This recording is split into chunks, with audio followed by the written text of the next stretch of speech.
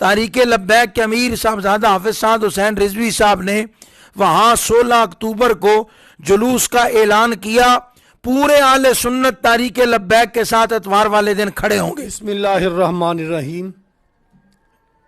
ईद मिलादुन नबी के पुरमसरत मौका पर जहाँ पूरे मुल्क से अमन, अखुवत, भाईचारे की फ़िज़ा कायम नज़र आई, वहाँ हरीपुर में जो अफसोसनाक वाक़या हुआ, इससे हमारे दिल बड़े रंजीदा हैं।